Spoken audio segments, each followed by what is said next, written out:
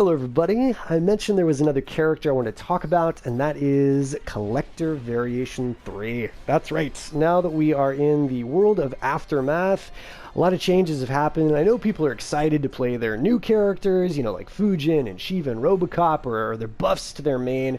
And so, you know, there are certain characters that I feel are really, really good now, but we're not seeing too much of them yet because there are just so many viable characters now, so many variations that previously weren't really getting any play, and now are, right? You know, you can watch, Swarm series and see, Shao Kahn getting played by Gur and, Raiden getting played by Patient Impulse. It's awesome, right? So I think that, as time goes on, we're going to see people start picking up these other characters that are really good and are maybe flying under the radar right now. And I'm just putting out there, I think Squander, Kollector Variation 3 is sick now. I think it because of really one core aspect, and that is this mid. So this is a mid string, it's 2 hitting, it's -8, but look at this pushback on block. I mean, look, nothing's bothering you after that. Like, you're not going to get, punished for this, even though you're a -8, especially if you're spacing it just a little bit out. You're going to be more than fine. So, why is this a big deal? Well, in Squander, you can actually combo off of this now, where previously that was not the case. Previously, all you were getting was this. You could amp it for a little more damage if you wanted, but that was all. Now you're getting combos, which is great. So you can totally combo this. You can do another extension, spending another bar with the Chakram, so you can get lots of damage. You can get up to almost 40%, or for just the 1 bar, you can be getting, 28% down. Also, because this is the armor break move for Kollector, they can't get out of it. So, if they are looking to, break away, it's not going to matter. They can't get out of this. They're sucked right in. You might say, well, what if they break away like after that? You can actually just do it again right there, and you're still getting like 23% off of a 10 frame mid. Having a fast mid in MK11 means you're playing MK11. There's all these characters that have fast mids, like Liu Kang and Garrus and Jackie, that are great, amazing characters, right? And then there's all these other characters that don't have mids. And some of those are still good, like Kotal manages to be good with Ascension because he has a fast mid command grab. Like Setrin is great because she can zone you, or she can do down attacks into Rockwall, which is quasi-safe. Johnny Cage used to be great because he could, do a down attack into his rising shoulder uppercut that was safe with meter burn. So there were characters that could fake it and kind of make themselves have a mid, but nothing really beats having a fast mid string, and Kollector has that now. I mean, 10 frames to be getting huge damage potentially. Like, take a look at what you can be doing. You can be doing just a regular combo like this, which is giving you solid damage, 28%.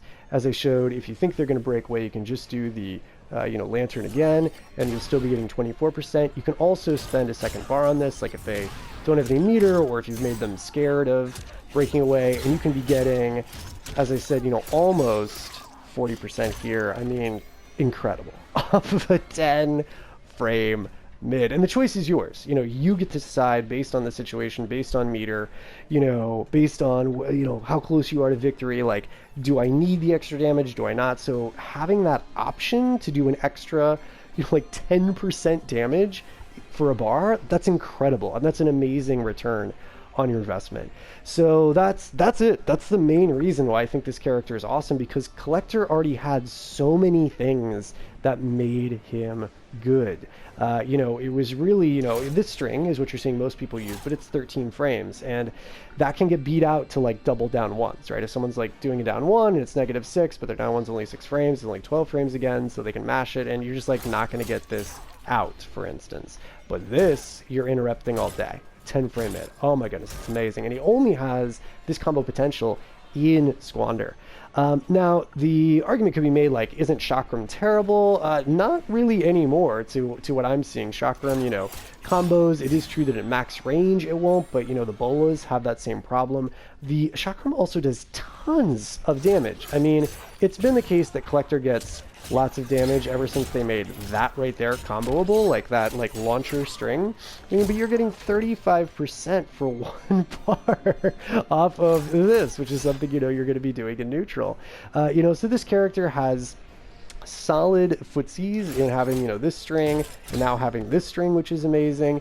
Also, just doing this in neutral can be so annoying. You know, you're at this range and like a lot of characters like just can't even do anything to you, and you're just waiting and you're like, oh, I'm just gonna hit you now, like do my combo.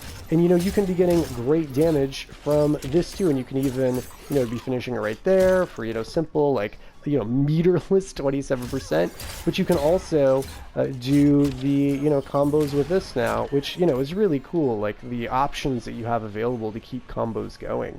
So, you know, I think the Kollector is really solid now that he's got this 10 frame mid. Even at range, you know, you can be using this, and in case you're wondering, yes, you can go into this right after. Obviously, that does require like you to kind of quasi hit confirm, which can be tough to do off single buttons in most cases, but this one you can like sort of see it. Obviously, in other variations, you got the option to like bola and then cancel, so that is one thing this variation doesn't have. But if the opponent doesn't know the matchup too well, which a lot of people won't in the beginning, and I'm not saying you rely on this all the time, but if you take a look at the way that works, take a look, -9, and look at that pushback. So if they don't do anything in between, if they don't interrupt this, because they can interrupt in between right there, you're safe. So you can be, you know, doing this in the neutral and going in and using this. Now, again, I'm not saying do that all the time. As soon as the opponent learns, they're going to blow you up with buttons in between. But there is a little bit of safety, like in the heat of the moment, if you throw out the lantern and they don't do anything, you know, you will be safe after it. And that's pretty awesome that you have that, you know, option. You can also meter burn it on block to like create a little like pop-up or like difference. That is not safe. You generally aren't going to want to do that. I'm just saying that can create something slightly different a little bit happening. But mainly, I think this character is great because of this was already a really, really, really solid character, and now he has this ability to use a mid. Also, in terms of anti-airs are amazing with this character. You've got some really interesting ones, like using that kick right there. You know, and you can even be doing like the jump attacks after. Like you can get so much damage. And everyone's seen like that anti-air before. Like, you know, you do something like this, right? And you can get a crushing blow off that. But I mean, you can also just be going into this and getting just huge damage. Like it's insane off of an anti-air. This character's getting like 34% for 1 bar. So, you know, the Chakram to me like has some really cool uses. Also, it's got a really interesting crushing blow associated with it that will actually combo from distance, and it does this like pop-up, and then you can like do it again or just go in for a combo if you're close enough. The conditions on it are a little strange. It is one of, you know, sort of the odder ones that they've got to be doing a backdash or a get up roll. But the fact that, you know, you've already got plenty of other crushing blows. He's got a couple with his strings.